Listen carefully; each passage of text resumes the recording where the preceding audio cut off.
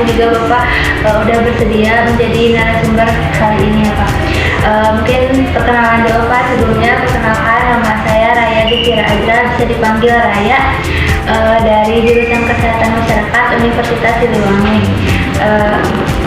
Tujuan saya di sini mungkin ingin menyebarkan informasi ya Pak, mengenai kesehatan melalui media digital, juga ingin mendekatkan masyarakat puskesmas dengan masyarakat juga melalui media digital. Sebelumnya Bapak boleh perkenalkan diri terlebih dahulu. Nama saya Asep Setiawan SKM, sebagai kepala puskesmas di Puskesmas Silangkasih. Kebetulan terima kasih sekali atas kehadiran dari Raya di Puskesmas Silangkasih juga untuk menyebarkan informasinya. Silakan digali sebesar-besarnya dan terima kasih untuk menyebarkannya kepada masyarakat. Mungkin Bapak sendiri di sini sudah berapa lama Pak menjabat sebagai kepala puskesmas di Puskesmas Silangkasih ini? Saya kurang lebih sudah 3 tahun ya, 3 tahun memasuki ke 4 tahun di Puskesmas Silangkasih. Sudah cukup lama ya Pak? Ya. Selama menjabat nih Pak, kewenangan apa aja sih Pak yang biasanya Bapak miliki dalam mengambil keputusan atau kebijakan Pak di puskesmas ini? Sebagai tupoksi kepala puskesmas adalah lebih condong ke manajerial ya, walaupun sebenarnya dalam Kemenkes itu kami sebagai sebagai fungsional yang diperbantukan menjadi kepala puskesmas, tapi dalam hal mengenai berbagai permasalahan di puskesmas kami bertindak sebagai manajerial untuk mengambil keputusan yang bersifat masalah kesehatan. Nah, kalau misalkan kita lihat dari sisi masyarakat nih Pak, bagaimana sih Pak kondisi masyarakat, kesehatan masyarakat yang ada di wilayah kerja Puskesmas Silangkasih ini? Di mana Puskesmas Silangkasih mempunyai wilayah kerja 9 desa, penduduknya kurang lebih 55.000 dengan permasalahan kesehatan beragam, karena kami ini ada daerah demografisnya adalah pegunungan dan juga perkotaan, sehingga tentu ada perbedaan pola penyakit. Seperti halnya kalau di pegunungan kami masih tetap daerah rawan bencana, beberapa desa menjadi rawan bencana, dan begitu juga di perkotaan karena padatnya penduduk sehingga penyebaran penyakit yang biasa penyakit menular DPD ataupun penyakit yang disebabkan oleh nyamuk itu masih tetap menghantui. Berarti Pak, kalau misalkan dari masalah tersebut nih, mungkin isu kesehatan yang sedang menjadi perhatian khusus bagi puskesmas itu penyakit yang menular?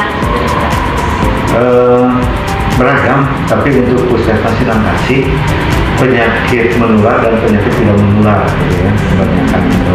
Penyakit menularnya tetap seperti karena nyamuk, DBD dan chikungunya ya. Kemudian yang tidak menularnya ya seperti penyakit jantung dan diabetes, darah tinggi itu masih cukup dominan. Kalau untuk tadi itu sempat disinggung mengenai bencana, rawan bencana, mungkin bisa diberi contoh tuh? Kami di 2 desa memang sudah menjadi langganan ya, bukan langganan, sudah sering terjadi. Desa Sukamana, kemudian Desa Budi Asih. Desa Sukamana longsor, ya, banjir. Kemudian untuk Budi Asih pergerakan tanah longsor ya. Beberapa tahun yang lalu itu pernah ada sampai pengungsian ya, ada pengungsi. Lalu Pak, untuk menjawab isu-isu tersebut nih, apa aja Pak program yang sedang dijalankan oleh puskesmas ini? Kami program yang sudah berjalan ya, cepat tanggap darurat untuk bencana di puskesmas sudah dibentuk ada PGC tim gerak cepat ya, untuk menangani masalah bencana, juga mengadakan pelatihan kerjasama dengan kader ataupun dengan PKK, terutama untuk program di PKK kebetulan ada gagah bencana, jadi kita juga memberikan edukasi bagaimana kalau terjadi bencana apa yang harus dilaksanakan.